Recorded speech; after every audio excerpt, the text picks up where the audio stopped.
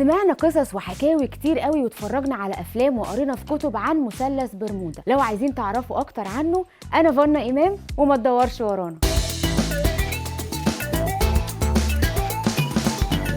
أول مرة جت سيرة مثلث برمودا كان في مقالة اتكتبت سنة 64. فين بقى المكان ده؟ ركزوا معايا، في الجزء الغربي من المحيط الأطلسي جنب الساحل الجنوبي الشرقي لولاية فلوريدا في أمريكا.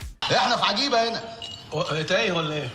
مثلث برمودا عبارة عن 300 جزيرة، 30 جزيرة منهم مليانة بالسكان وبيسموها هناك مثلث الشيطان. يلا بينا نمشي. وده طبعا للأحداث الغريبة اللي كانت بتحصل ومحدش قادر إن هو يفسرها.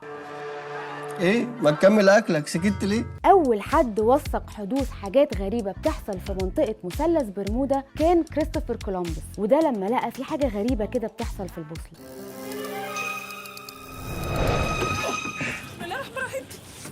ايه ده؟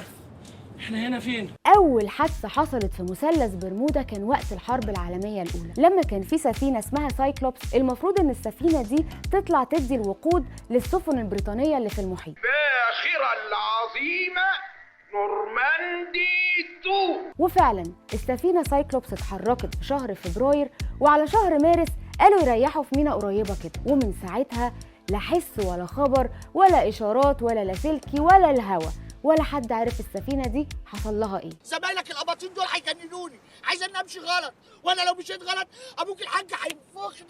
بس خلاص. ومن ساعه الحادثه دي الناس كلها اتلخبطت والروايات كترت على الموضوع. اول روايه اتقالت في الموضوع ده انه قال ايه بسبب جزيره اتلانتس المفقوده في قاع البحر، وان اهل جزيره اتلانتس كان عندهم هرم من الكريستال كانوا بيستخدموه ان هو يمدهم بالطاقه، والطاقه الكريستاليه دي هي اللي بتبلع السفن والطيارات في قاع البحر. فلنذهب إلى جزيرة الظلمات.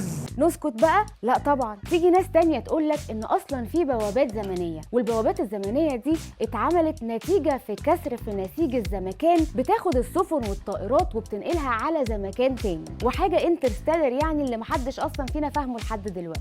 انت بتقول كلام كبير كويس، كلام كبير قوي يصعب على امثالي فهمه. ولما دورنا على رأي العلماء لقينا ان بعض العلماء بيقولوا ان اللي بيحصل ده نتيجة ان في تغيير غريب في المجال المغناطيسي في المنطقة دي، وبالتالي ده بيسبب مشاكل طبعا في الGPS للطيارين او للسفن اللي ماشية في المنطقة دي. احنا في الموقف ده يا شباب خدنا في الأكاديمية بنتصرف ازاي. وجم علماء تانيين نفوا الموضوع ده وقالوا ان الطيارين متمرنين ان هم يطيروا من غير GPS. حتى التفسير ده طلع بلح. ايه الحلاوه دي يا كابتن؟ حلاوه ايه ده عمل؟ التفسير الأخير بقى بيقول إن كل دي أصلاً قصص وروايات علشان يروجوا للكتب والأفلام اللي اتعملت على مثلث برمودا، أو لأسباب سياسية وعسكرية عشان يخوفوا العدو إن هو يقرب من المنطقة دي. الغام؟ ما في الغام.